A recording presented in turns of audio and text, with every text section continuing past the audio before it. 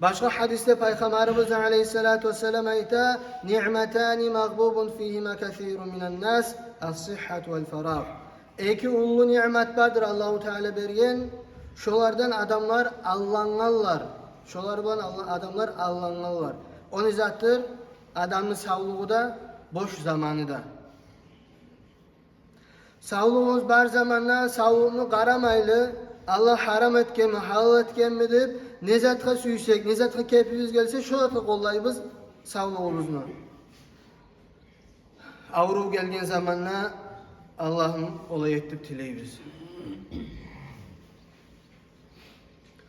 Zamanımız bolmaylı, her minutubuz, sekundubuz digelle bir işler bulan, çabuda bolgan zaman adam oylaşa ya zamanım bolgamsa men ne bulay eterdim. Hali uğullar köbüsü ayta bola. Ya biraz yaşlagaç tınçta dur ürenmege biraz yaş bolgamsak bizde yeter edik dip aytıp köp adam ayta olay. Boş zamanla sağlıkta Allah bergen bek ulu nimetler özlerden biz Allah'nagan. Biz Allah'nagan zatlar bugünlerde toğulgan.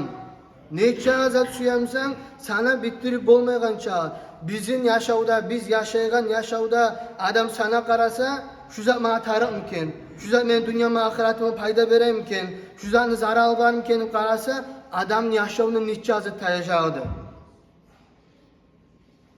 Ve adamlar ayta hali zaman tezgeten bolgandı. Alda bir ayın içinde munça azit etip oladın hali zaman getkenini bilmeye kalağız. Bir cumadan bir cumaya ele 2-3 gün getkenliğin bil bol kaladı. Bola? Ne uçun bola? Ne getuse bizim güllerimiz tolgan manasız zat bulan. Güllerimizin bereketi yok. Şu sayalı tez getkenliğe yemek diye. Şu sayalı tez getkenliğe yemek diye.